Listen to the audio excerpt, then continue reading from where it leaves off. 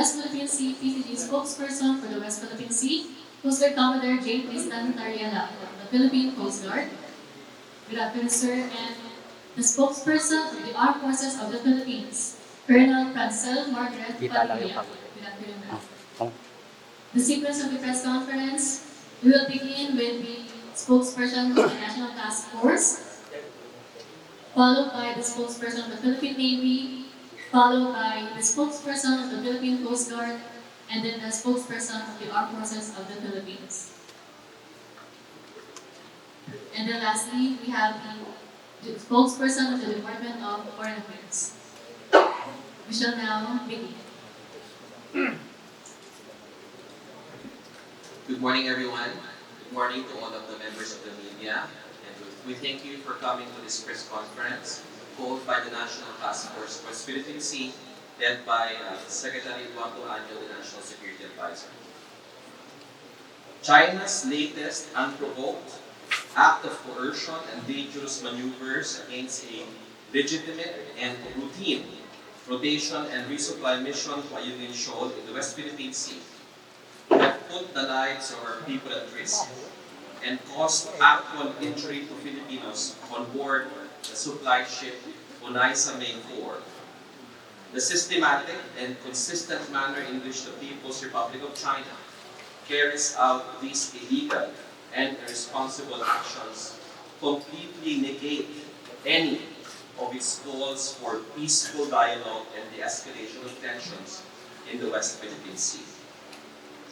Once again, the spokesman of the Chinese Coast Guard, in a statement of March 5, referred to an alleged quote-unquote promise by the Philippines regarding DRP Sierra Madre, a claim that has not been supported by any shred of credible evidence and has been debunked a million times. In Filipino, we refer to this as sirang plaka. Paulit-ulit, wala namang naniniwala sa kanila.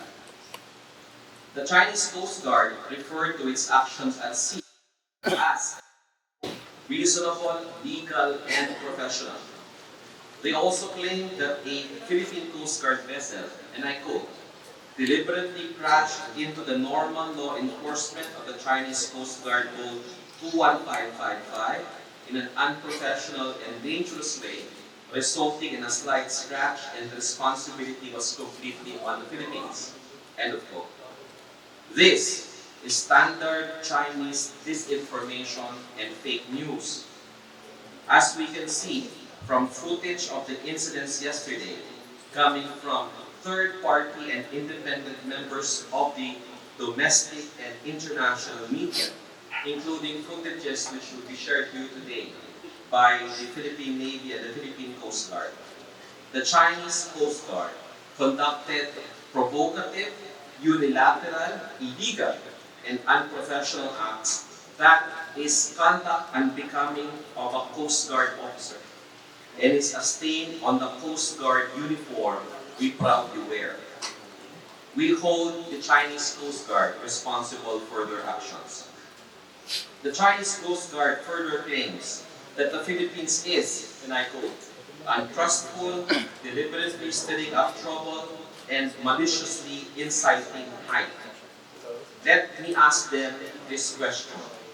Who is executing the blocking and dangerous maneuvers? Who is deploying water cannons against unarmed ships? Is hurting or causing injury to Filipino personnel, professional and legitimate? Who is deliberately blocking our ships in waters where the Philippines exercises sovereign rights and jurisdiction under international law? Is it the Philippines? No, it is China. It is a China that is deliberately stirring up trouble and maliciously inciting hate, and not the Philippines. We wish to remind the Chinese Coast Guard that when it points a finger at others, there are 3 other fingers pointing back at them. I remember an old proverb that states, before you start pointing fingers, make sure your hands are clean. The Philippines, for its part, continues to act peacefully and responsibly, consistent with international law, particularly UNCLOS and the legally binding 2016 arbitral award. Peace and stability cannot be achieved without due regard for the legitimate, well-established, and legally settled rights of others. If the hope of China is to weaken the Philippine resolve, they will be sorely disappointed because we will never be deterred from exercising our legal rights over our maritime zones, including Ayungin Shoal, which forms part of our EEZ and continental shelf. During the Chinese New Year last month, China said that the Philippines should work with China to steer the right course and bring back bilateral relations on the right track as soon as possible. It also called on the Philippines to meet China halfway and manage maritime disputes properly through dialogue and consultation. In response, we also share China's aspirations, but we demand that they match their words with actions. In order to manage the maritime disputes properly, they must first stop their harassment and bullying of legitimate Philippine operations. That is the primary reason for the increase of tensions in the West Philippine Sea. They must stop hurting our Filipino personnel who are just doing their jobs in accordance with international law, without which their call for resolving the maritime differences properly will amount to nothing but empty words and unfulfilled promises. The South China Sea is wide enough for both our nations to peacefully coexist as we have done for centuries. As President Ferdinand Marcos has said, and I quote, "The foundation of strong bilateral relations with China is mutual respect, cooperation, and mutual benefit." Maraming salamat.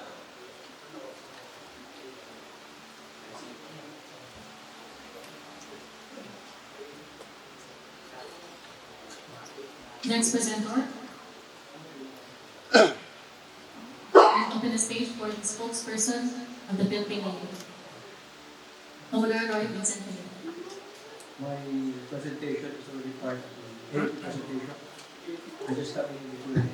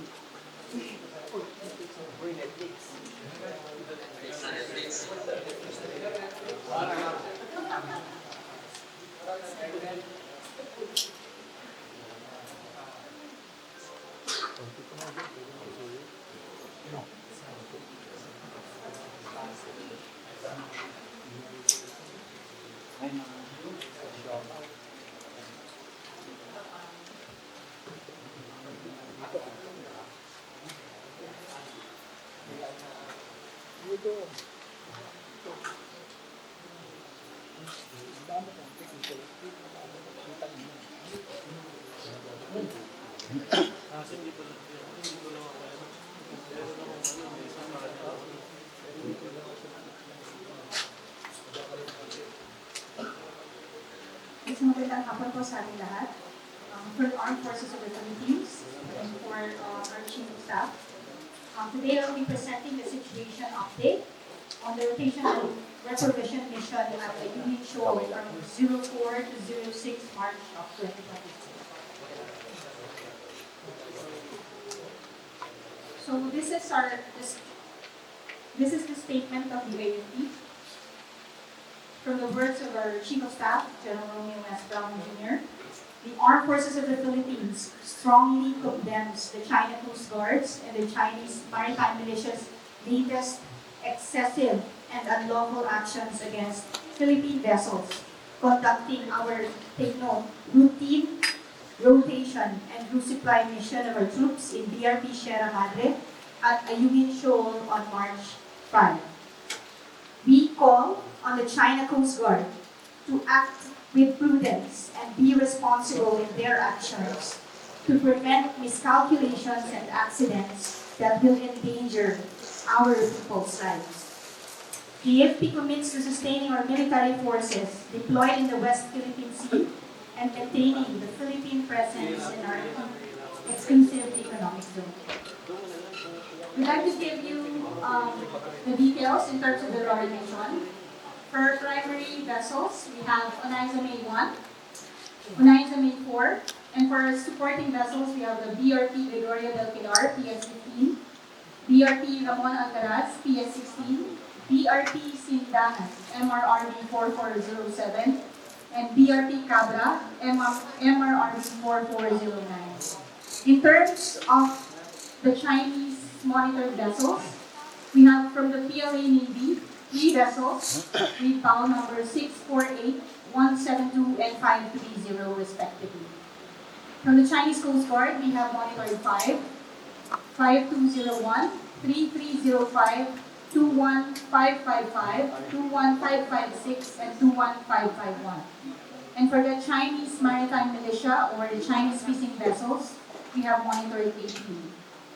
We'd like to take note that the commander of Westcom was actually on board during the revolution. For in terms of the significant events or the incidents during the Royal Mission at LS-57 in Ayungin Shoal from the period 4 to 6 March 2024, on 04 March 2024 on Monday, at 04:10, the UN-1 and UN-4 departed from the station. And on 05 March of 2024, Tuesday, at 0326, there were several radio challenges from the Chinese Coast Guard that occurred. On 0505, the response of from our end, from BRP Cabra, was to China Coast Guard. This is PSG vessel BRP Cabra 4409 conducting routine maritime patrol within the Philippine exclusive economic zone. We are proceeding to our planned route. Stay clear to our passage in accordance to collision regulations. And at 5:48, same day, UN-4 was blocked by 4 CCGs and 3 Chinese fishing vessels accordingly. On 05 March still, at 8:15, Chinese Coast Guard 5201, Chinese Coast Guard 21551, they performed water cannon on 0M4 and 4 personnel from our end incurred minor injuries. At 8:23, the UN-1 successfully crossed the ME entrance. And at 8:40, MRRV 4407 provided medical assistance to the injured personnel as stated. At 8:42, the UN-1 safely arrived and moored at starboard side of LS-57. At 9:36 hotel, UN-4 and BRP Sindangan, MRRV 4407, in convoy, departed towards Puerto Princesa City in Palawan. And at 10:56, UN-1 departed LS-57 and rode back to Palawan. These are photos of the scene in the area. Actual photos during the blocking, the dangerous maneuver executed by multiple Chinese vessels, including 2 Chinese Coast Guards, BN 21551 and BN 3305 towards UN-4.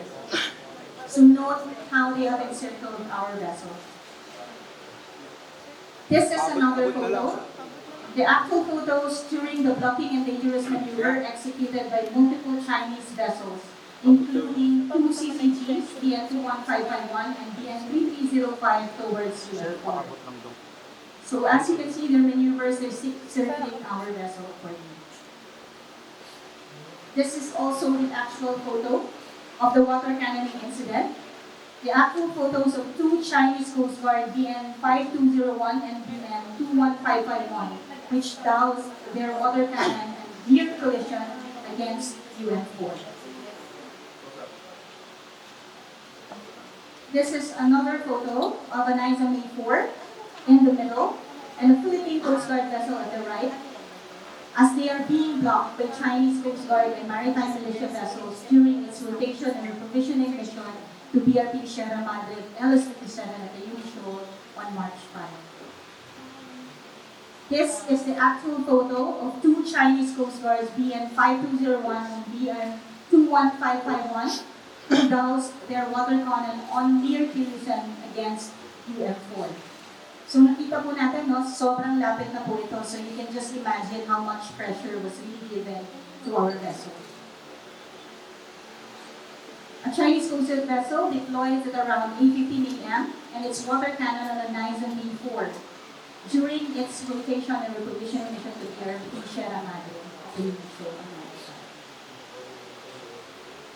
5. This is a video which shows our personnel with their onboard Nizam B4 when the Chinese Coast Guard vessel deployed its water cannon at around 8:15 a.m.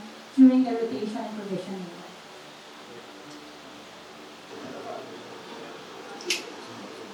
So dito po natin makikita how our windshield broke with the pressure of their water cannons.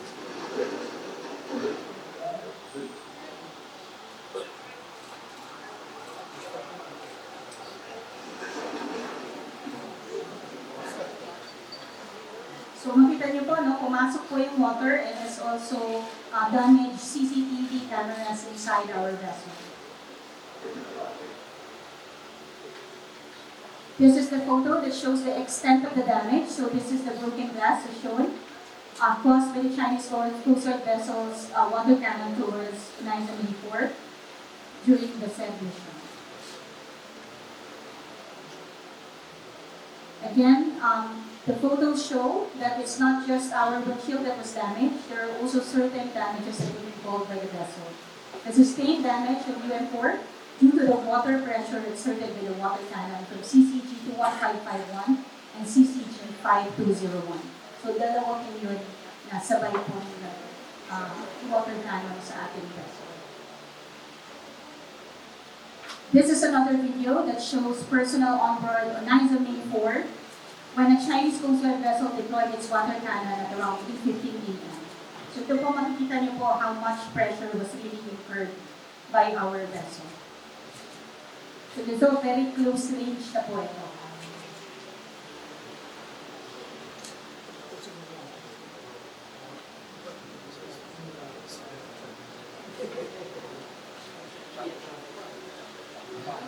And this is another video that shows how the two Chinese Coast Guard vessels simultaneously sprayed water cannon to a Nizam 4 at around 8:15 a.m. So ito po, dalawa na po ito, no, on both ends. So kita niyo po, Nizam 4 in the middle, almost being blocked by the water from both ends.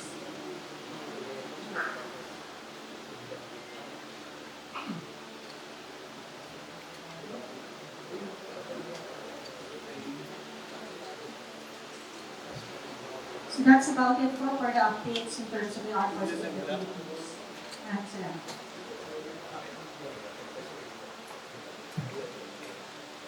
Next will be the presentation from the spokesperson from the Philippine Coast Guard, Coastal Commodore J. Tariela.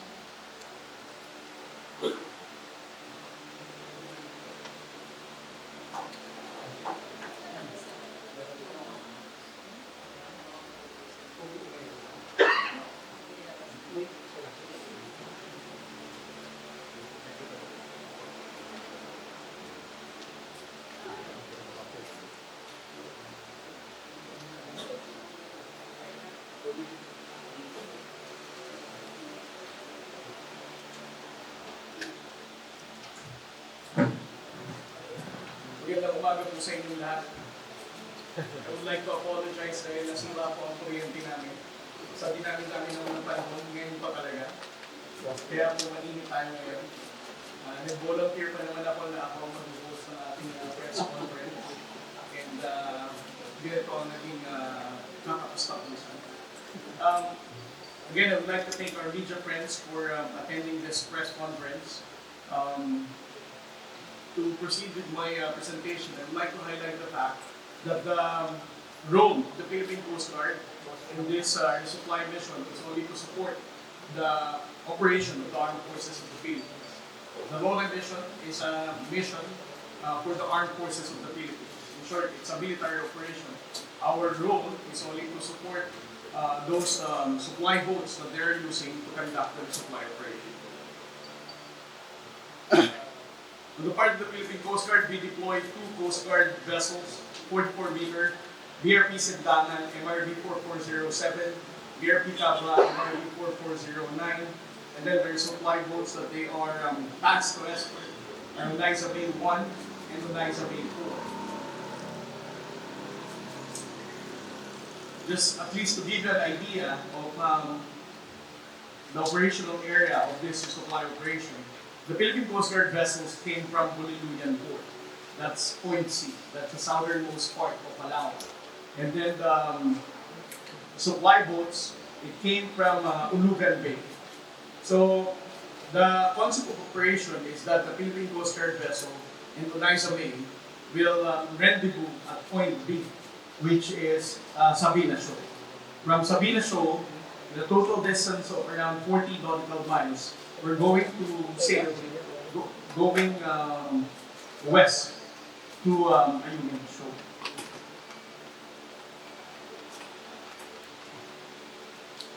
The Philippine Coast Guard vessels departed last March 4, 12:40 p.m.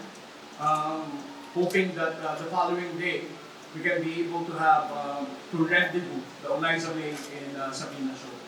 On our way going to Sabina Shoal, the Philippine Coast Guard vessel was able to monitor the presence of a PLA Navy helicopter with the tail number 36.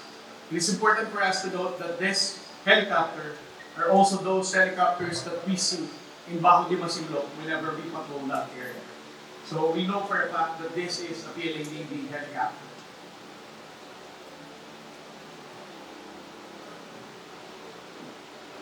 The Philippine Coast Guard vessels and resupply boats arrived at Ayungin Shoal around 2 a.m.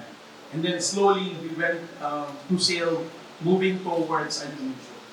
As early as 3 a.m., unfortunately we don't have photos and images to show you, but as early as 3 a.m., the Chinese Coast Guard vessels started shadowing the entire supply contingent. And by 5:55, is the only photo that we have during that time, wherein the Chinese Coast Guard vessel 21551 and the Chinese Maritime Militia supported each other to prevent Liza Bay 4 from advancing, moving towards Ayungin Shoal. At 5:40 in the morning, we also monitored another Chinese Coast Guard vessels, Chinese Coast Guard vessel 3305 and 2155. They are shadowing MRV 4409 from a certain distance.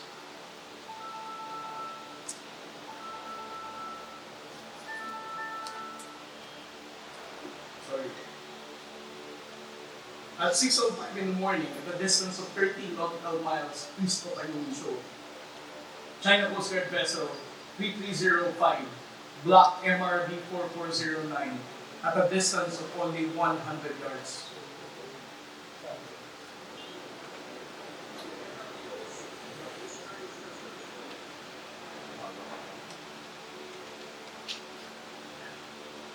So basically, just like the way that how they have been doing in the past, they're going to block our pathway.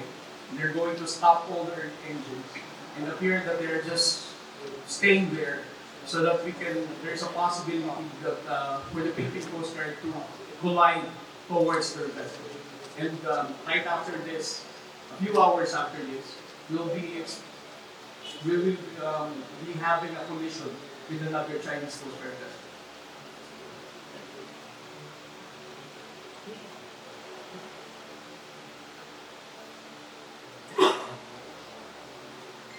At 6:05 in the morning, three Chinese maritime militia vessels and Chinese Coast Guard vessel 21556 blocked and shadowed Unaiza Main 1.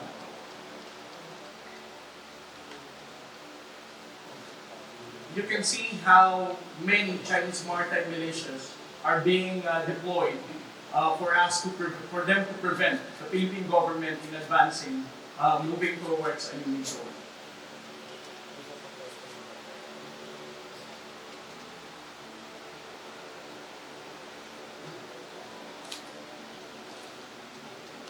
This is another video showing Chinese maritime militia vessel blocking MRV 4409 and also disregarding all waves because this vessel did not consider the fact that she is actually closing the bow of MRV 4409.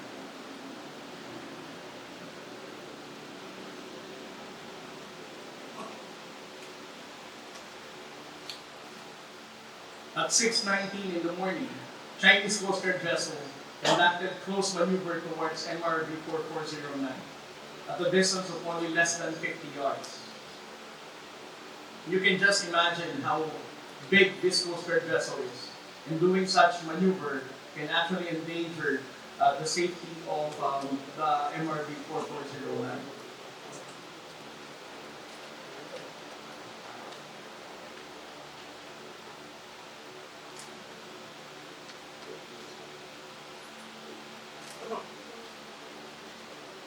Just to support the images that were shown a while ago by Ma'am Padilla, that the Unaiza May were also shadowed by Chinese maritime militia and the Chinese Coast Guard vessel. Goes to show that it's not just the Philippine Coast Guard that they are blocking, but even the supply boats to prevent us from carrying out a successful supply operation.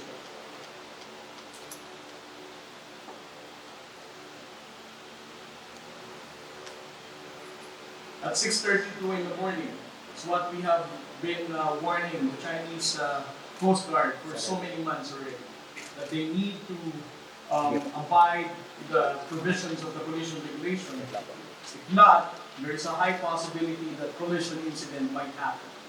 And in this particular incident, because we have always ensured the seamanship skills of our commanding officer in deploying our vessels in Palawan, particularly in carrying out the supply operations, that he has prevented the impact of collision towards the Chinese Coast Guard 21555.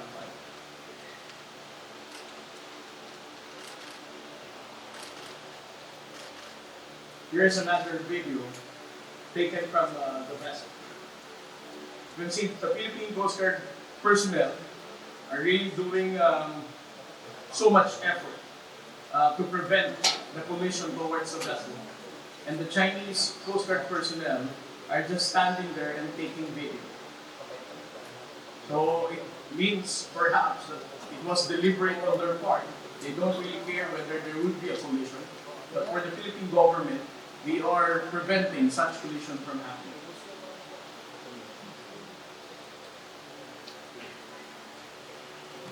Around 7 in the morning, MRV 4409 was already separated from Unaiza May. You know, for every Coast Guard vessel, our concept of operation is that one Coast Guard will escort one Unaiza May.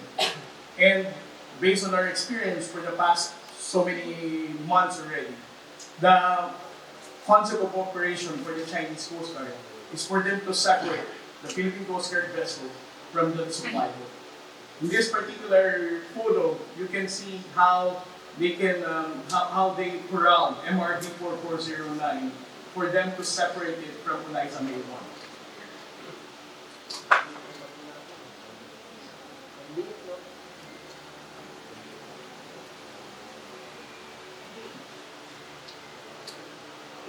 It is worth mentioning that in this time, 7:50, the Chinese Coast Guard vessel was also successful in separating Unaiza May 4 from the escort vessel of Unaiza May. The escort vessel of Unaiza May is MRV 4407. You can see from this photo that the Chinese maritime forces have become successful in separating it, deploying as many as 2 Chinese Coast Guard vessels and 4 Chinese maritime militia for them to separate these 2 boats. As a result of that, Unaiza May, when due to her seamanship skills as well, she was able to get out of the situation of being trapped by this Chinese Coast Guard vessel. So from there, she managed to get out of being trapped and decided to sail on her way proceeding to Ayungin Shoal.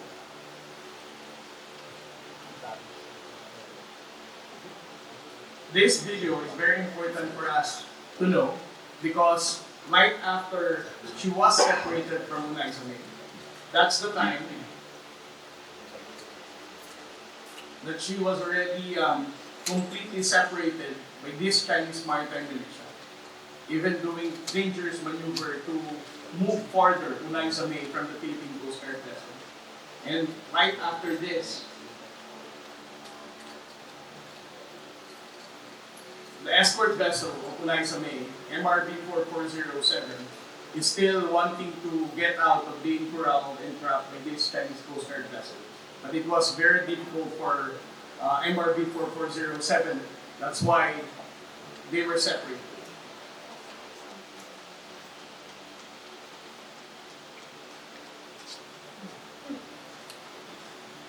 Since they were separated, the Philippine Coast Guard is no longer there to ensure the security and safety of Unaiza May 4.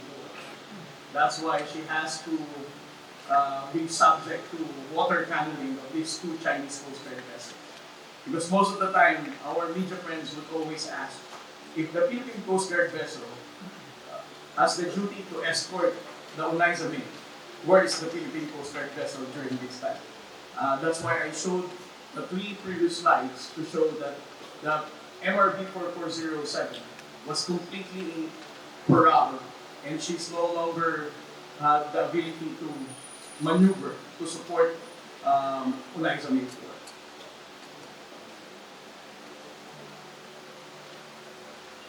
And the water cannoning of 21551 and other Chinese Coast Guard did not stop until 8:50.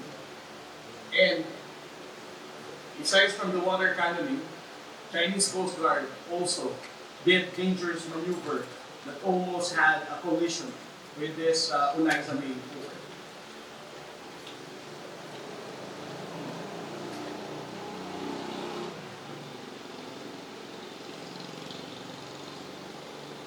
As a result of the water cannoning, which was already narrated by the AFP spokesperson, the Philippine Coast Guard vessel MRV 4407 received a radio call from Unaiza May 4 that 4 of the crew have been injured. That's why the Philippine Coast Guard launched a rigid hull impeccable boat to provide medical assistance to those injured personnel. Around 7:52 in the morning, Unaiza May 1 was the only successful resupply boat that entered the lagoon of Ayungin Shoal.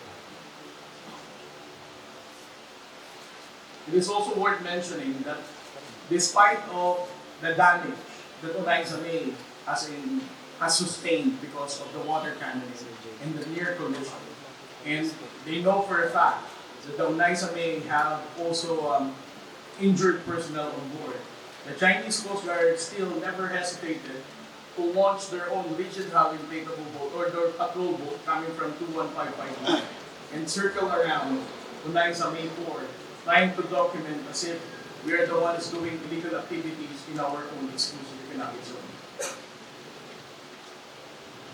Around 9:56 in the morning, Unaiza May 4 has decided to abort the mission, proceeding to Ayungin Shoal, but to proceed back to Ulugan Bay. and it was escorted by BRP Singapore. At 12:50 in the afternoon, Eliza May 1 already exited Human Shoal, and as you can see from the photo, she was still being shadowed by Chinese maritime militia vessels. At 7:30 in the morning of 6, I think that's the long slide. But these are the Chinese Coast Guard vessels that actively blocked, conducted dangerous maneuver and dangerous tactics as we carry out these resupply operations in the Union Sea. Chinese Coast Guard vessel 3305, 5201, and 2150 series 21551, 21555, and 21556. These are also the notorious and active Chinese maritime militia that actively supported the blocking and dangerous maneuver of the Chinese Coast Guard vessels. On the part of the Philippine Coast Guard, we monitored PLA Navy vessel 530, PLA Navy vessel 164, and the PLA Navy helicopter with tail number 36. All in all, the Chinese maritime militia vessels that we physically monitored, there were 12 of them, and 6 were monitored via AIS, and 5 Chinese Coast Guard vessels, and 3 People's Liberation Army Navy, and the PCJ head. That ends my briefing, and maraming salamat. Thank you, Commodore Tariola. Up next, we have the Ambassador, Teresita Daza. Good afternoon, ma'am. Good afternoon. Good afternoon to everyone on this hot afternoon. Yesterday, another incident again occurred within the exclusive economic zone of the Philippines, more particularly in Enemy Shoal. Chinese actions resulted in collision between a Philippine Coast Guard ship and a Chinese Coast Guard ship.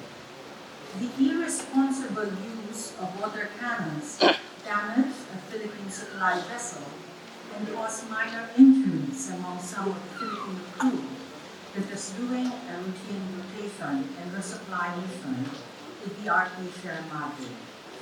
The Philippine Embassy in Beijing has demarched their counterparts in the Chinese Ministry of Foreign Affairs yesterday.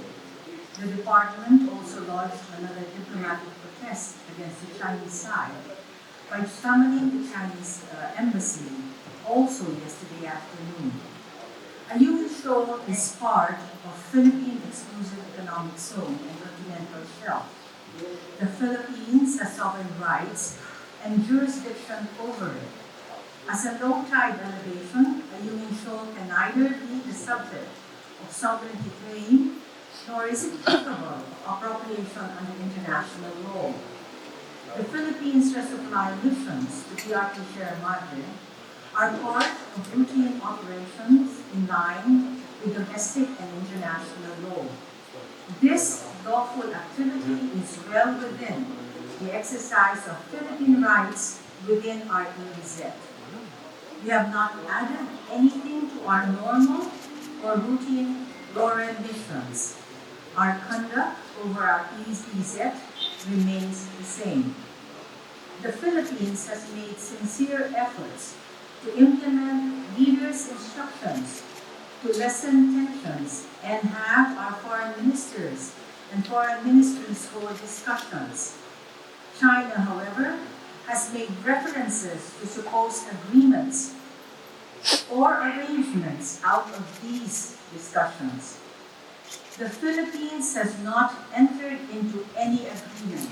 I repeat, the Philippines has not entered into any agreement abandoning its sovereign rights and jurisdiction over its EEZ and continental shelf, including in the vicinity of the Ayungin Shoal.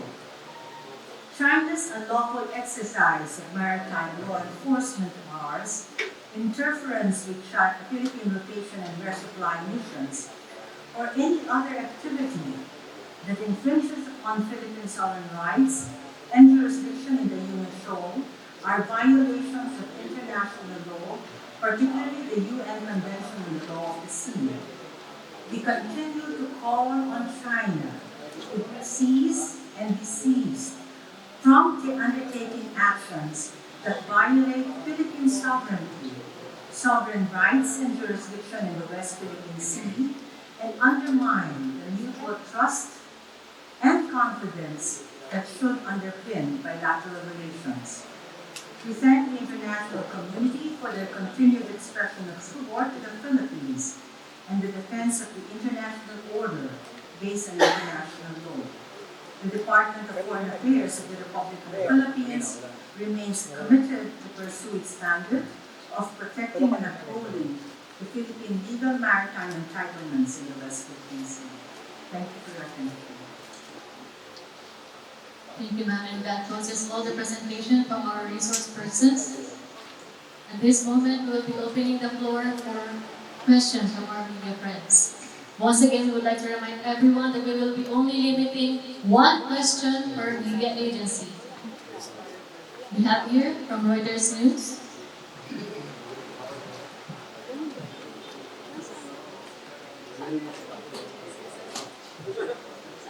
Good afternoon, Ambassador. The State Department spokesperson, Andrew Miller, made a statement overnight that the president, the Philippines and the U.S. are talking and discussing what he described as provocative actions of China in the human soul. What were discussed, and did the discussions include invoking the Mutual Defense Treaty, because the statement of the past statements of the State Department has been quite clear that Article 4 of the NDP includes that any attack that extends to the Coast Guard will activate such provision. On your first question, I do not have at this moment a readout of what was discussed, but suffice it to say there's continuing and ongoing discussion and consultation between the U.S. and the Philippines on a number of areas of cooperation, including defense cooperation. So in terms of specific readout, I do not have it at this moment. In terms of the second question, in terms of the MDT, I refer to our NEC representative to respond to it. The invocation of the Mutual Defense Treaty is subject to consultations between the Philippines and the United States.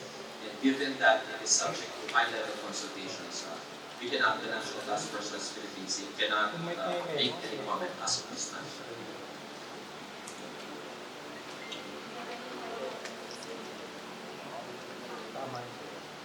Next.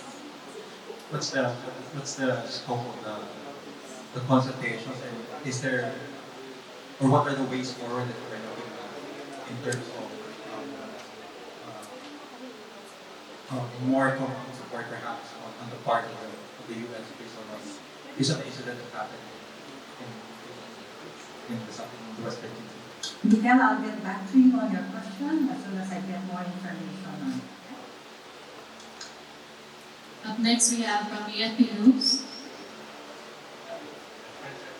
In reference to the statement by the State Department mentioned by my colleague, it refers to the 4 injured service personnel. I wanted to know, and the military spokeswoman referred to these 4 injured people as personnel from our side. I wanted to know from which service are they Navy men?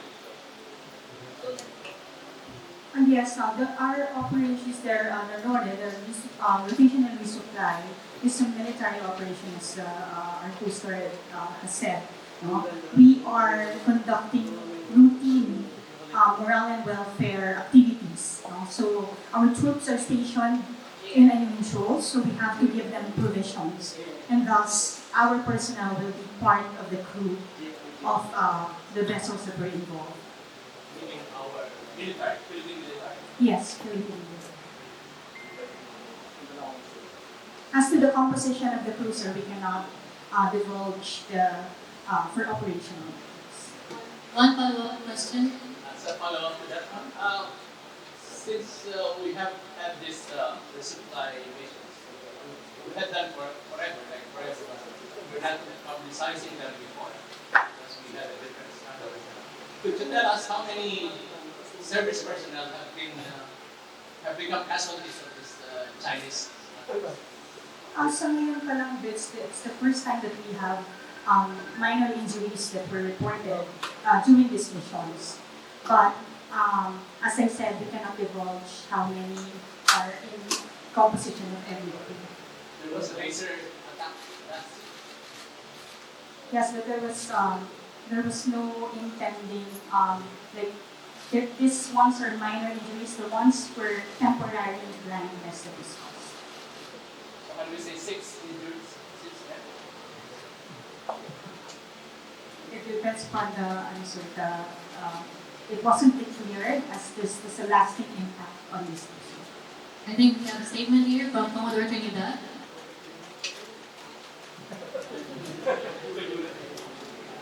Yes, I have with us Commodore Trinidad is the spokesperson of the Philippine Navy in terms of issues regarding the West Philippine Sea.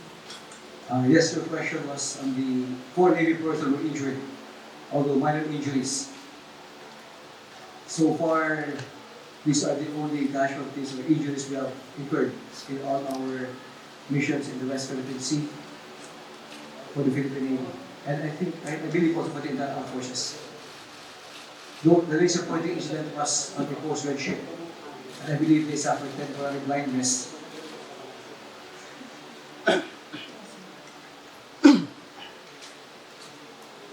Next we have from GMA News. Again, sir, 1 question and 1 follow-up question. Good afternoon, gentlemen and Ambassador. Sir, based on the discussions, we note that while all of these very aggressive maneuvers by the Chinese were ongoing, sir, may dalawa tayong Navy ship na naka-standby sa tabi. Anong threshold? Kailan sila makikialam? Kailan sila magsasabing sasagipin na nila ang mga kapwa Pilipino na ginibigit in the future? So, is there a protocol in place? Because people might be asking, andun yung mga barkong pandigma, but they did not do anything. Sir? Yes, there are protocols in place. We call them the rules of engagement. This governs the actions of the Navy and the armed forces, depending on the situation as we escalate. The commander of Western Command was aboard on ISMA 4. He was there to supervise, although this was a tactical action, it could have strategic implications. So when the stakes are high, our senior commanders have a hands-on approach to naval and military operations. He had the call when to bring in the gray ship of the Navy ships. At that point, hindi pa kailangan, sir. Yes, because he didn't come in, so I surmised that it was his call as being the commander on the ground.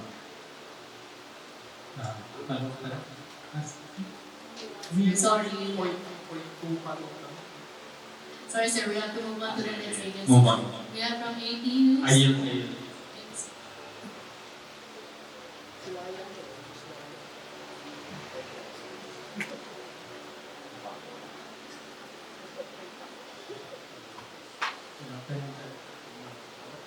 For Ambassador Daza, last January 17, representatives of China in the Philippines met in Shanghai and forged an understanding or an agreement to lower tensions and some call it to de-escalate. In light of what happened yesterday, is this understanding or agreement still on the table? And if it's still on the table, what's the rationale for holding on to a policy or agreement that continues to result in,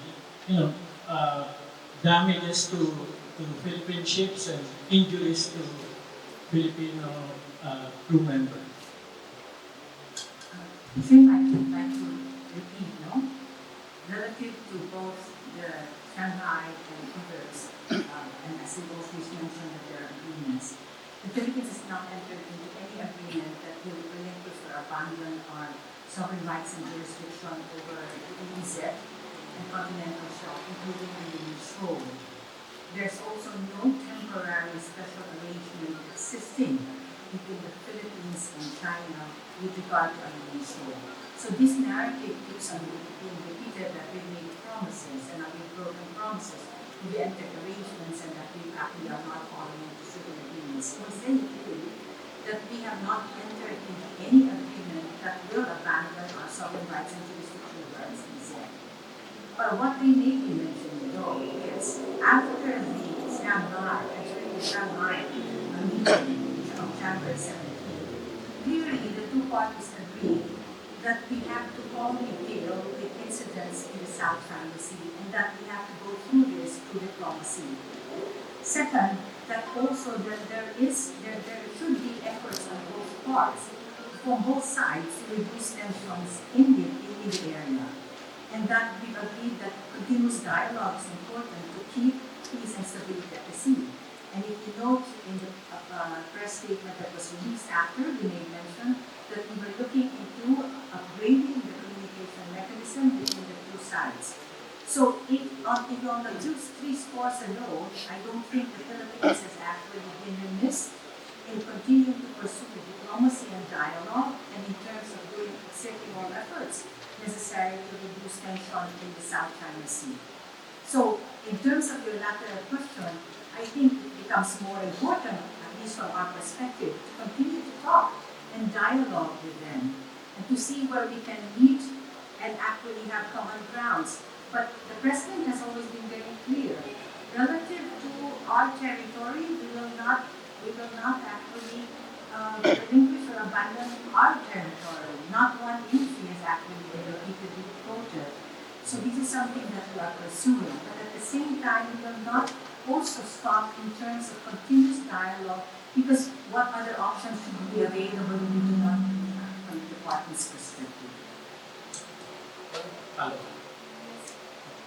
To Commodore Trinidad, Admiral Carlos, a senior Navy official, was in UN forum, and that was hit, and then it was damaged, and there were 4 injuries. Can you tell us why is it necessary for a senior Navy official to be in that ship, and how did what happened affect the mindset of the military? And additionally, for the first times now, we are hearing that Philippine Navy ships were in the area and PLA Navy ships were also there. What's the implication of this to possible, miscalculations when gray-to-gray ships are present in one area of adversarial situation? Allow me first to state that Tunayza May 1, 2, 3, and 4 are Navy contracted ships. In running the operation, the resupply, we have a command and control team on the bridge of Tunayza May. The bridge is the center of all activity when the ship is underway. The Commander of Western Command was on the bridge of Tunayza May 4. He was there when the windshield was shattered. He did not incur any injury. He was there to ensure that this tactical action will not spiral out of control, and it may have strategic implications. I mentioned earlier that when the stakes are high, it is a naval and a military practice for our commanders to lead from the front. Not only are you increasing the morale of the men, but you would like to be assured that in case of any untoward incident, it will not spiral out of control.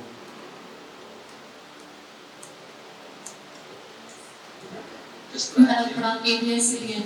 wait, let me just add, Jim, to our answer to this question. Both sides have mentioned that they want to de-escalate tensions. But unfortunately, we were also surprised about what happened there in Ayungin Shoal yesterday, because we thought that we were turning the page already. So our call really is for the Chinese government to match their words with actions.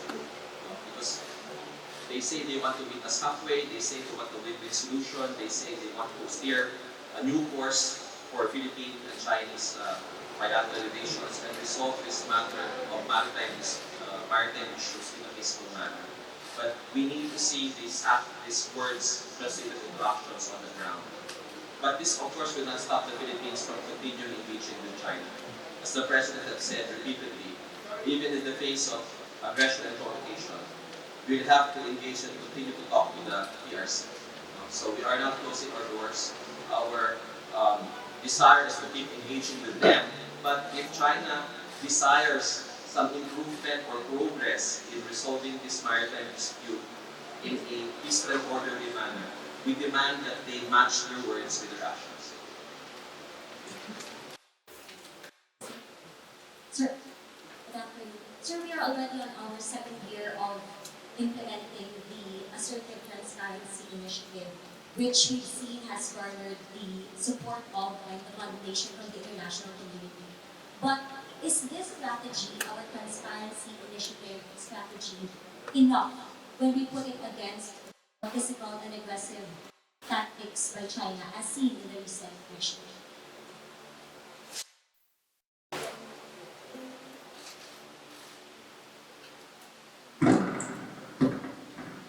Well, Bianca, first of all, we don't call it assertive transparency. It's what with ADG Malaya's keep on mentioning. We don't have to be very assertive for us to be transparent. What we're doing is that we just have a measured transparency. Now, if your question is, are we effective in attaining our objectives with the transparency strategy that we did launch since last year? I think for us to respond to that question, we have to look at what are the objectives of the transparency strategy. I've been mentioning this a lot of times. The first one is for us to create awareness to the Filipino people.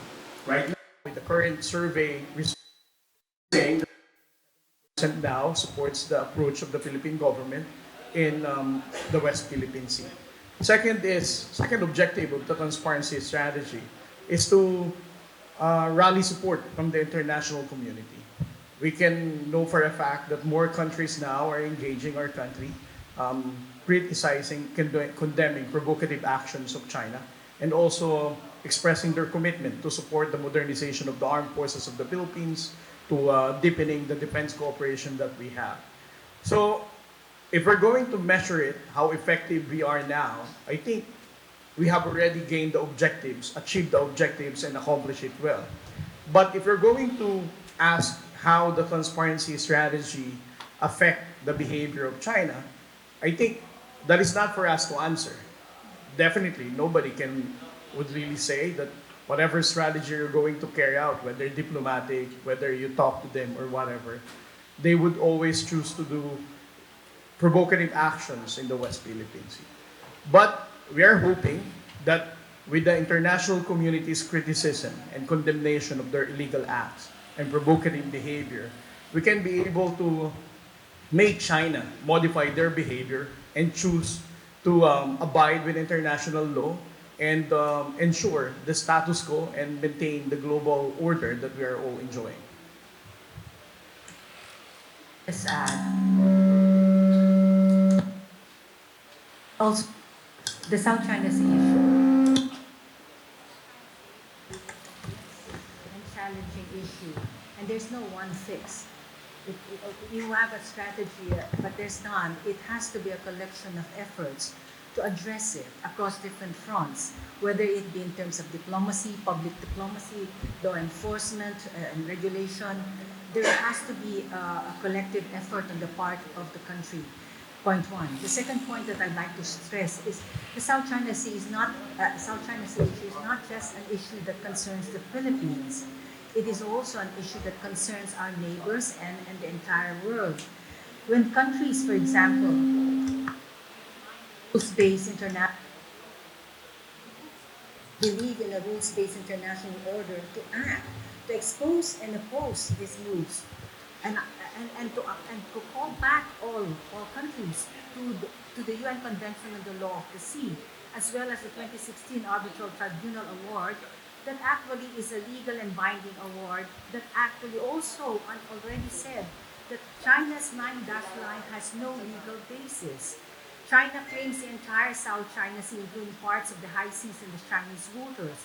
This actually overturns centuries of development of international law, culminating in the 1982 UNCLOS, the universal and unified character to which countries are actually accepted by the international countries. So we, on our part, should actually seek the support of like-minded countries, countries that believe that the rules-based international law is something that we all should apply, and that not one country should actually determine what law would apply in a particular region, and not one country's interpretation of that law should apply to all, and to those countries in the region. So I think we should also widen our perspective. Yes, it concerns us, but we should also say that it does not just concern the Philippines, it concerns other countries, because it's already a question of whether we're observing the rules-based international order. Up next, we have from PTV4, ma'am, at the back.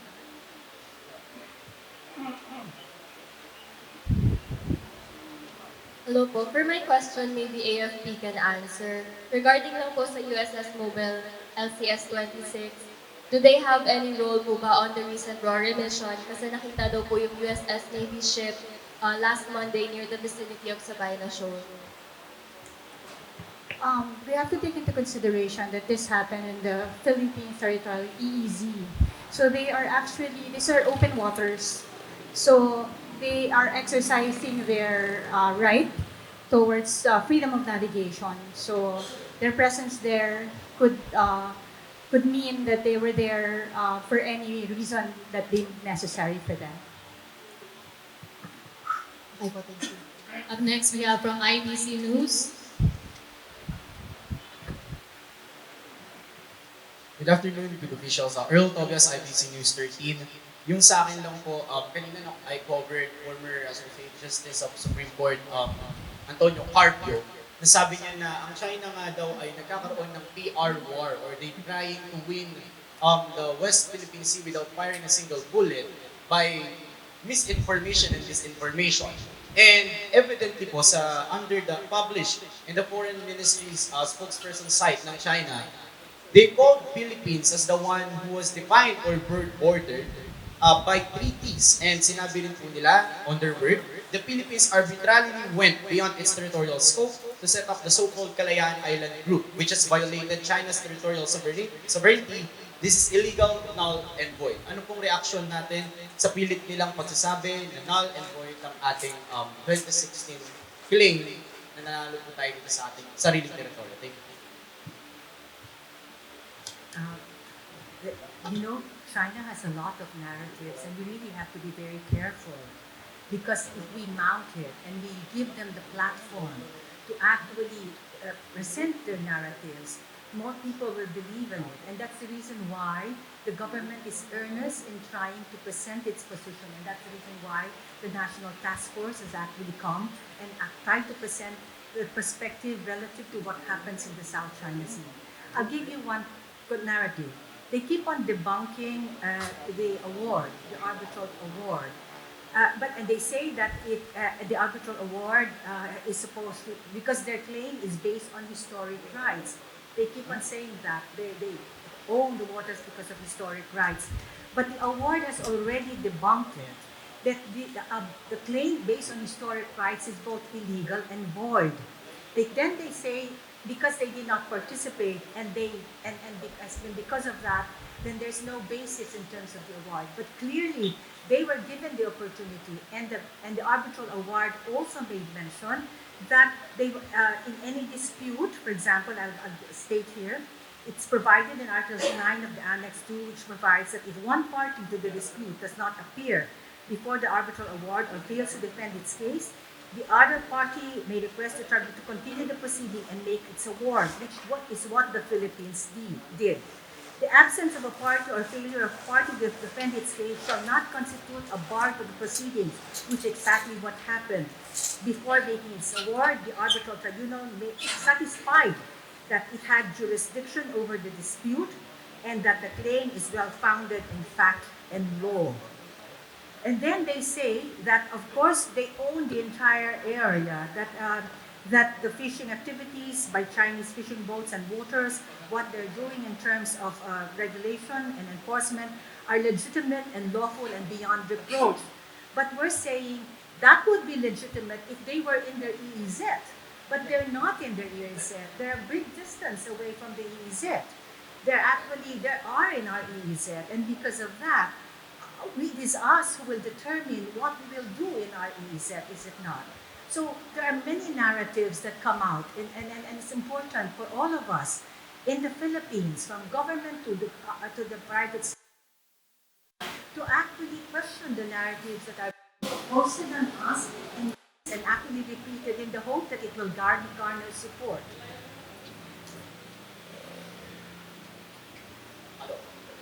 One follow-up question, sir. Following that up lang po, in the words of former Justice Carpio, in relevance nga po sa disinformation na pilit na ginagamit ng China against us, sinabi niya na the only choice we have the support of the world because we have the arbitral award. If we can convince our allies to lobby for us, specifically in UN, China should be condemned strongly. Statement lang rin po natin.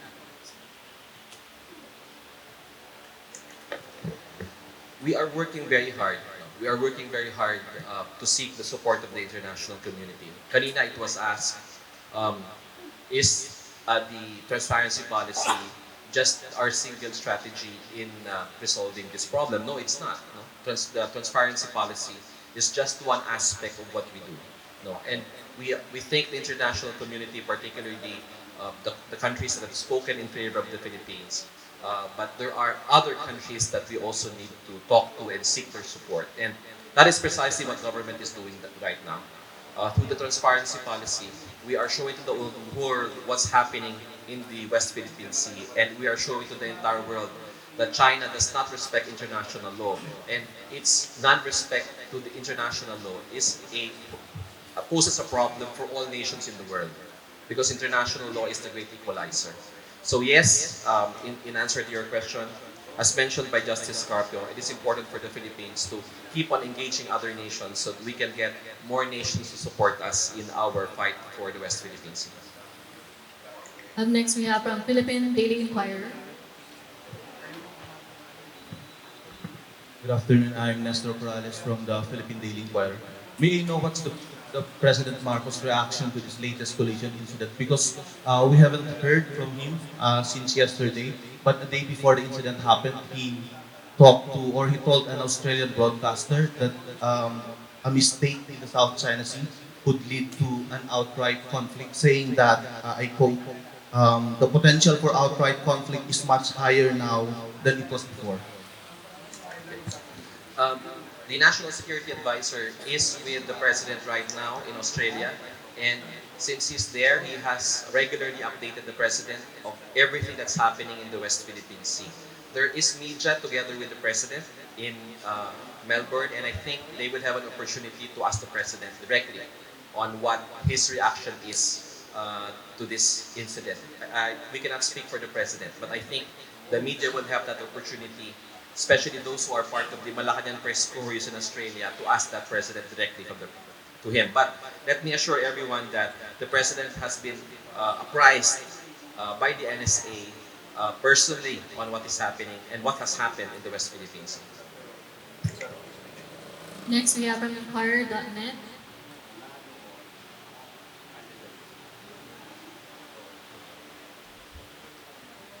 Good afternoon po. This question is addressed to Ambassador Daza and PG Malaya. We understand that the MDT is still subject to consultation, but may we ask if the possible invocation of the MDT is now being discussed between Manila and Washington after this incident? No, may I just refer to my previous statement on the matter? The invocation of the Mutual Defense Treaty is a serious matter that requires consultations between both parties. And given that this is something that is discussed on higher levels, we cannot comment at this time. Sorry, sir. Sorry to press, but can we say that it is not yet clear because in previous incidents, we said that the MDT could not be invoked yet. But what's different this time po kaya, sir?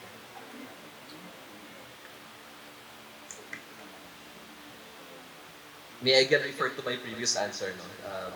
This is a very sensitive matter, and I think this matter is better addressed by higher authorities. Suffice it to say that consultations are being conducted between the Philippines and the United States over this issue. Thank you, sir. Thank you, sir. Up next, we have from Kyodo News.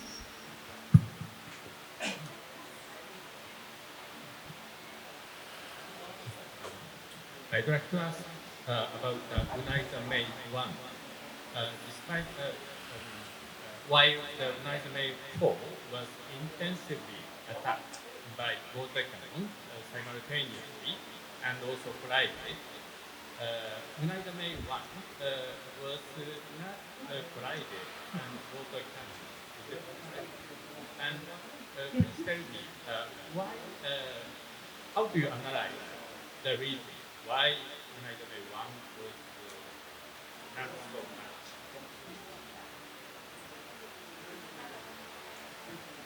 We have from Commodore Trinidad, sir. The Philippine Navy, Naval Forces West and Western Command, and for that matter, the entire armed forces, when we do military operations, we always have alternate plans. UNISA May 1 and UNISA May 4 were both there to reprovision and to rotate the troops. Either one of them that could have accomplished the mission would already be mission accomplishment for us. In this case, it was UNISA May 1 that was able to reach LT 57. So we could say that the reprovisioning and the rotation of troops was a successful mission. As to any analysis, your guess could be as good as mine why they were not hit by water cannon.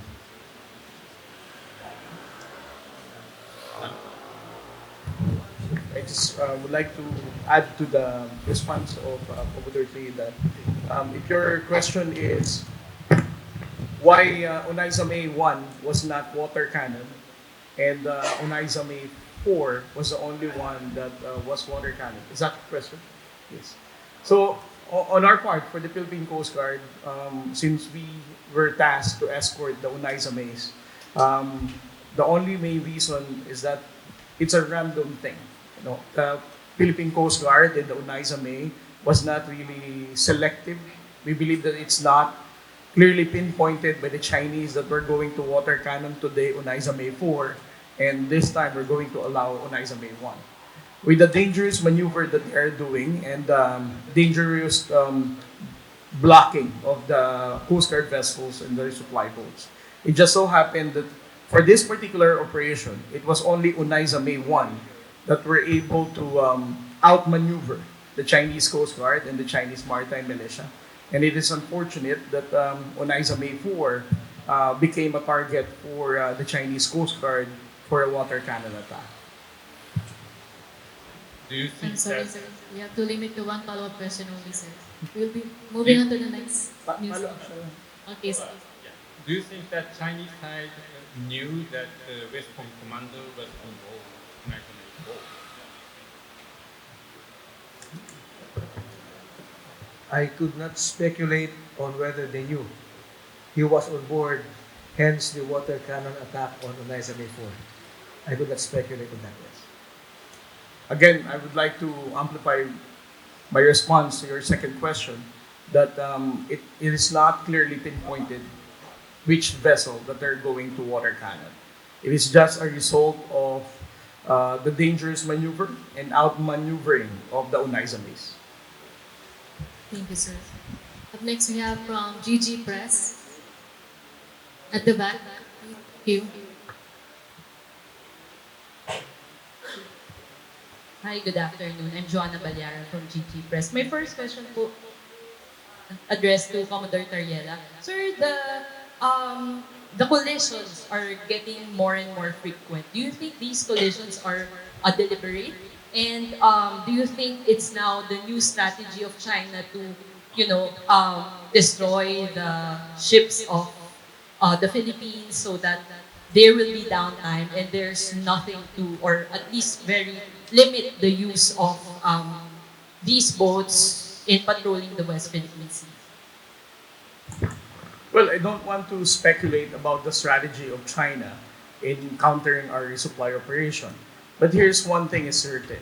For the past so many months, we have been already warning the Chinese Coast Guard that they need to abide with the collision regulations and also to adhere to all of these provisions to prevent such accident from happening. And unfortunately, they have been still doing this, doing dangerous maneuver, blocking operation, which resulted to this kind of accident. So I don't want to speculate that this is their strategy now to really destroy our supply boats, as what you're probably mentioning. So again, we still don't know their specific strategy, whether it is really their plan or they are just completely doing whatever they're doing since we started the resupply operation. Thank you, sir. My second question po is addressed to ATG Malaya. Sir, you mentioned po kanina that you, the Philippines is going to talk to other countries to seek support from other countries that haven't, expressed outright support to the Philippines on the West Philippine Sea issue.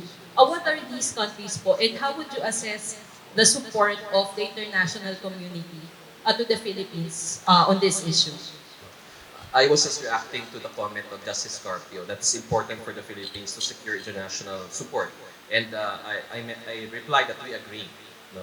And it has been the position of the Department of Foreign Affairs and the Philippine government that we should continually work with the international community because we're fighting for essential values, basic values that every country must adhere to. In particular, the primacy of the rules-based international order and the primacy of international law in multilateral relations. So it is that context that I said that we need to talk to more countries.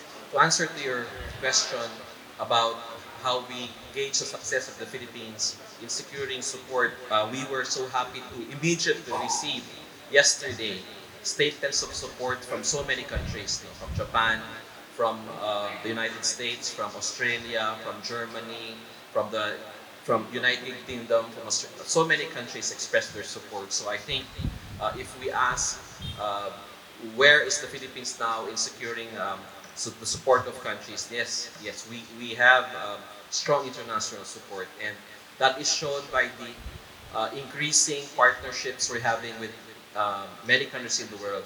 Japan and Australia, for example, have increased their partnerships with us to the level of strategic partnership, and we are getting more and more statements coming from other countries that they would like this matter resolved in a peaceful manner and that they support the Philippine position.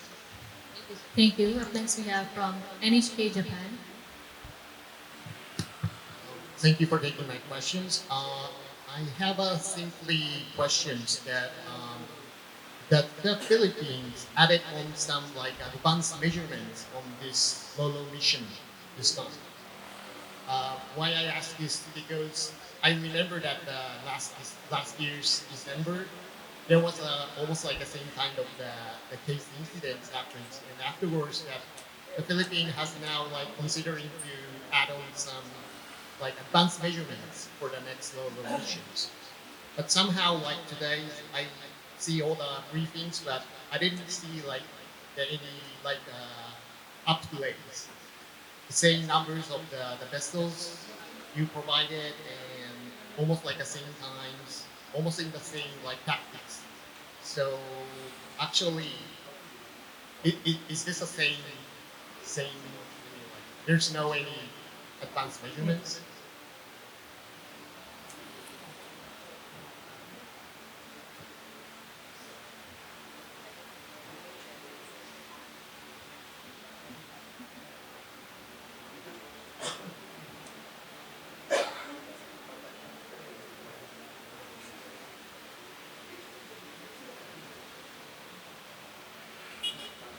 You were asking about any changes or advanced measures applied for this particular mission.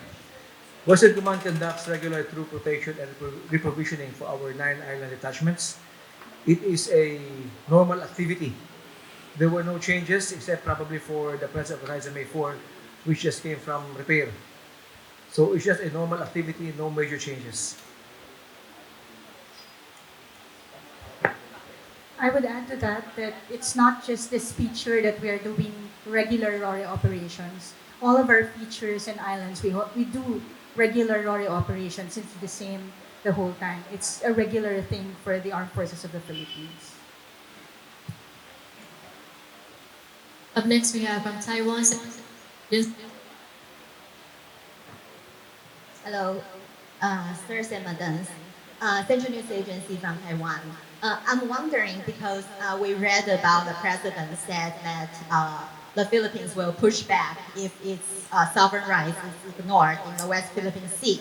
And now we are seeing four military personnel got minor injuries during the incident. So I don't know if we are discussing some kind of measures or different strategies to for the next or following missions, so we can change this kind of escalating situation. Thank you.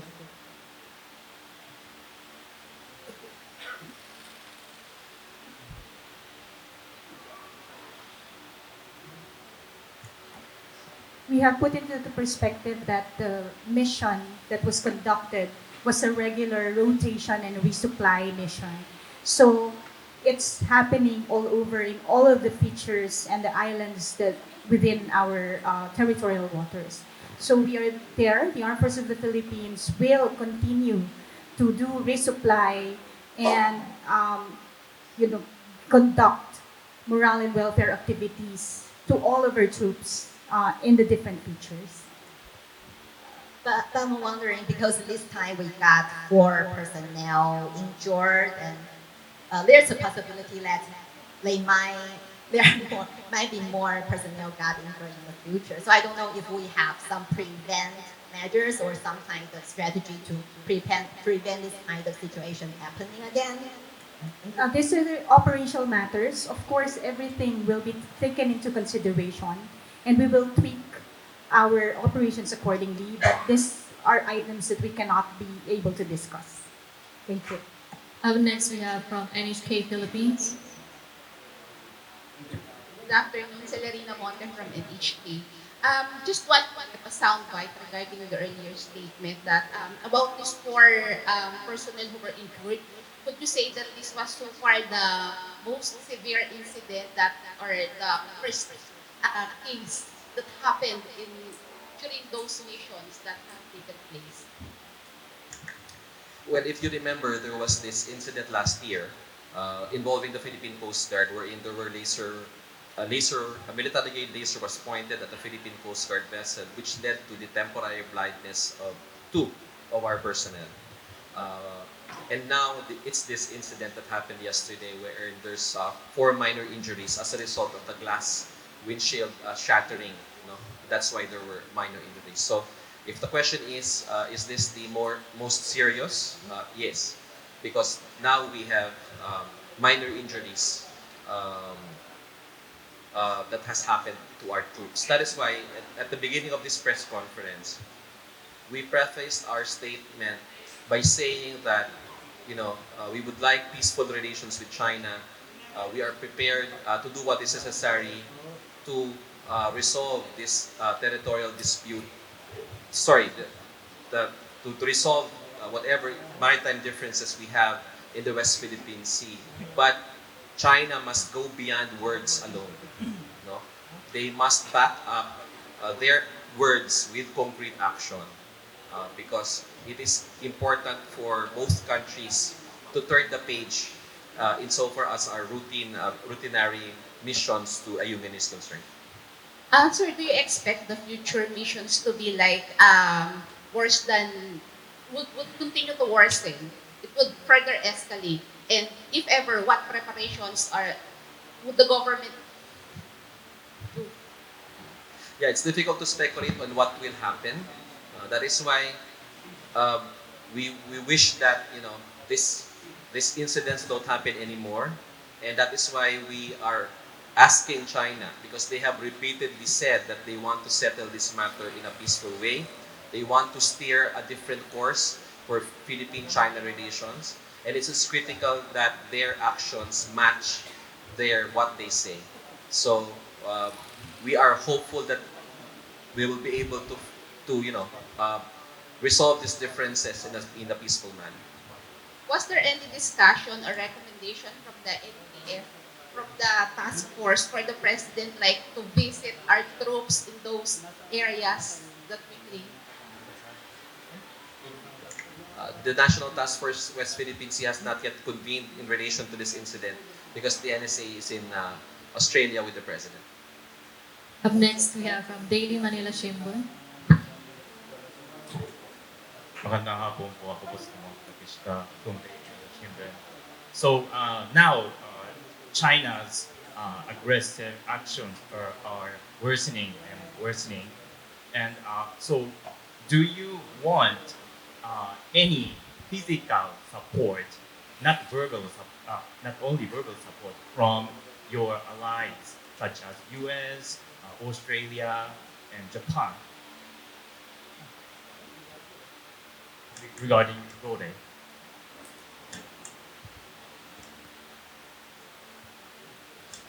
Even without this incident, there are already discussions with other like-minded navies from like-minded nations, considering that there is a lot of capability the Philippine Navy needs when it comes to the West Philippine Sea. So we don't have to anchor it on what just recently transpired for the support from other countries to come in.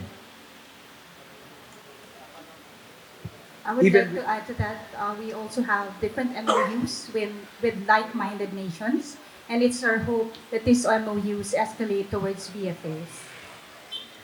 One follow-up. Is it a good idea that while the Philippines is conducting Rode resupply mission, um, your allies, the like-minded countries, are conducting freedom of navigation operation or sailing or patrolling? Okay. The RORE missions to Ayungin Shoal, just like any RORE mission conducted by the Philippines, is a Philippine affair. No, it's conducted by Philippine troops utilizing Philippine vessels, supported by Philippine assets. No? But of course, there are always the possibility that we can accept support from other countries. But right now, the position of the Philippines is we conduct these resupply missions purely a Philippine affair. But we are open in the future to receiving whatever support the Philippine deems necessary. You know? But I guess we will just have to cross the bridge when we get there. At this point, we will be only getting from last two agencies, which will be Balitang A to Z and Bombo Radio Pilipinas.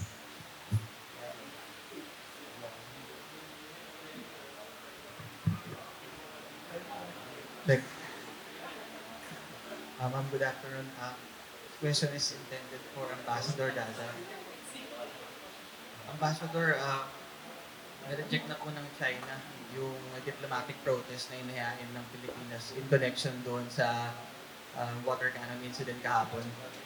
We would like to know your take on that kasi ang sabi nila, tutuloy pa rin nila yung pag-water cannon sa mga tropa ng Pilipinas doon sa Ayungin Shoal at nagpapatuloy yung resupply mission. If what you're saying is that they're going to continue water cannoning, then that's actually serious. But I don't know. I have not read what was said.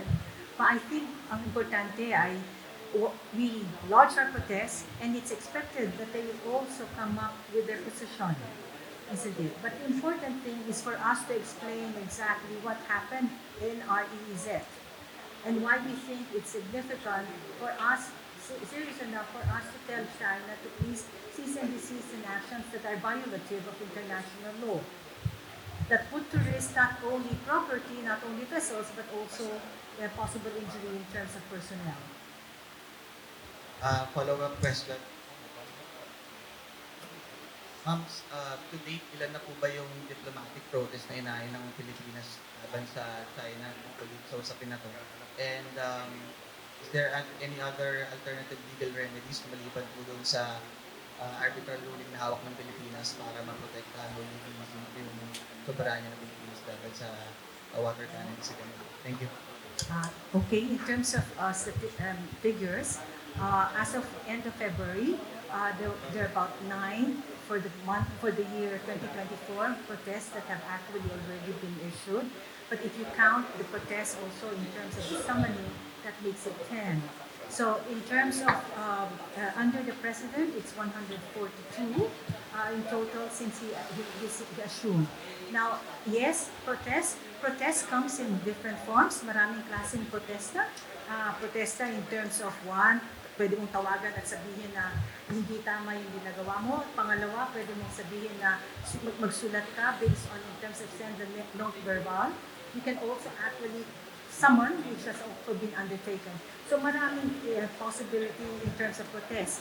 That's one kind of diplomatic action. A protest is one kind of diplomatic action. But it's not the only diplomatic action that's undertaken by the Philippines. And if you notice, we're actually trying to deepen our relations with like-minded countries. We're also trying to broaden, not only expand in terms of like-minded countries, but deepen with those who are already our friends. That's second. The third is in terms of the regional order. We've actually continued to work with ASEAN so that there will be an early conclusion with the code of conduct. So maraming diplomatic action na nangyari. And for example, what happened in terms of the visit in Australia, the President witnessed the signing of 3 very important agreements. That's another diplomatic action where we are actually trying to go beyond protest. We're trying to see how we can actually deepen partnership with other countries. And here, and in response to your question, many times when we actually engage with other countries, it's not because we're pointing a finger at another country. It's because there are certain needs that the country needs and that we're trying to see if other countries can actually support us in the process.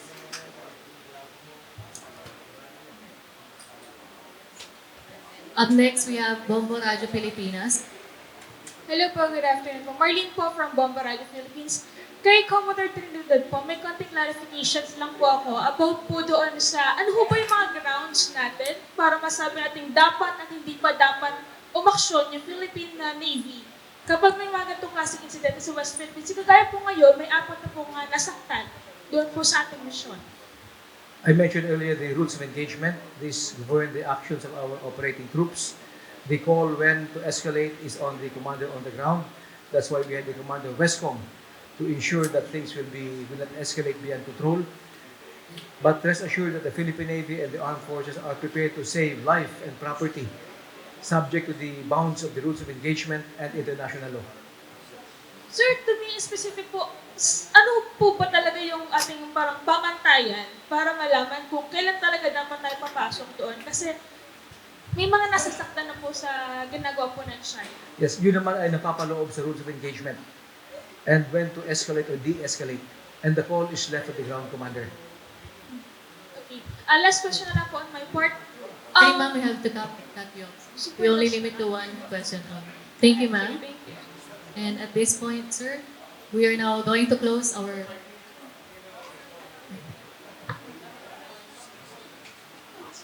Thank you. Thank you, sir. Actually, my question is to Commodore Trinidad. What kind of injuries were sustained by the personnel? Because they were described as minor. What exactly are they? And to ADG Malaya, you mentioned that consultations are ongoing on the MDP. Are these consultations triggered by what happened yesterday? Or are these part of ongoing consultations between the two? Yeah. They suffered minor cuts. Minor cuts. Minor cuts. Yeah.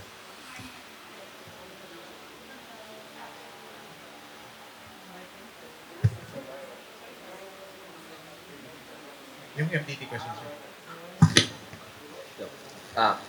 Much as I'd like to answer your question, no, I cannot answer the question due to national security concerns. No? Suffice it to say that these matters are very sensitive. Therefore, we would rather not make a comment at this time. Just a quick follow-up. Ambassador Tess, as this press conference is ongoing, the ASEAN and the Australia Special Summit came out with a statement, and the statement read that we encourage all countries to avoid any unilateral actions that endanger peace, security, and stability in the region, particularly the South China Sea.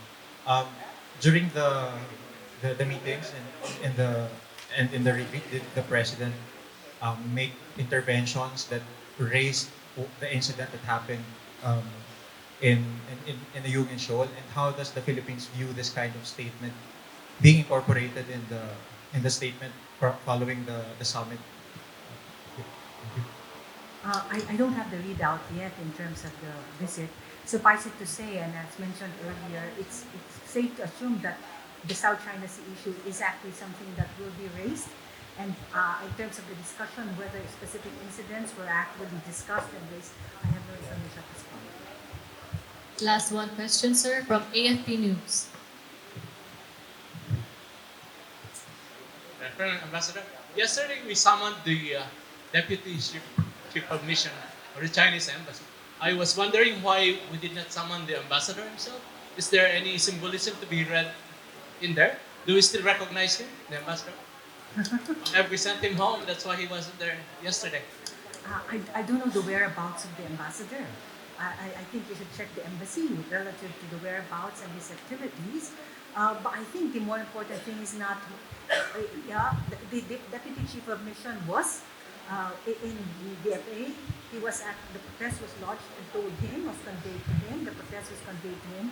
The important thing is actually that we protested the incident and that it was received and that it was also echoed in our posts in Beijing. So that I think is important. We didn't let it go. We didn't wait. The incident happened in March 5, and we actually acted on it. So I think that's the more important thing. I'm not in the position to actually give significance to. I'm not in the position to. Thank you.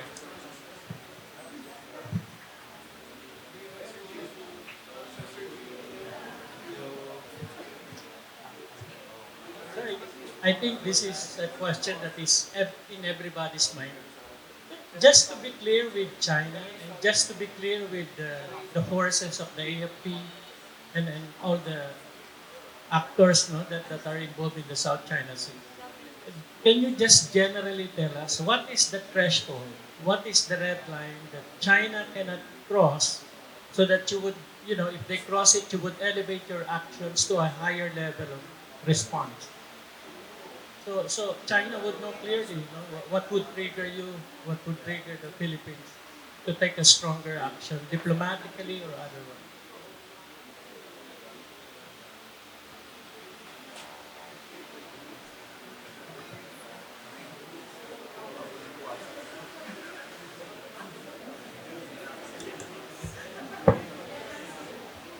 Ayungin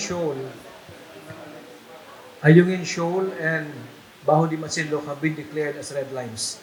There will be no building or reclamation on Baho de Masinloc. There will be no removing of LS-57 from Ayungin Shoal. These have been declared by the previous administration that these are red lines for the Philippines, for the armed forces, or rather for the Philippine government. On escalation at the ground, the rules of engagement governs the actions when to come in to save life and property, and we leave it to the ground commander when to use the appropriate rules of engagement.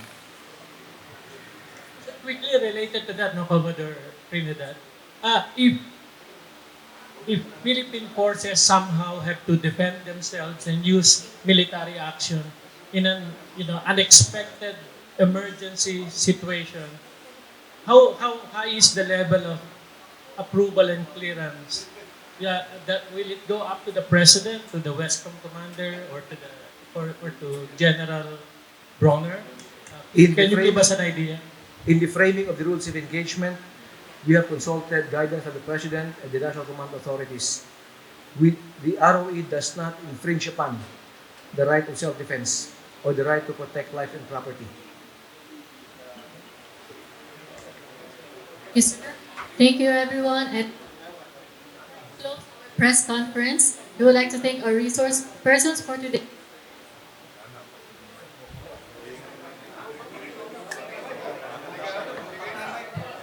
Mike.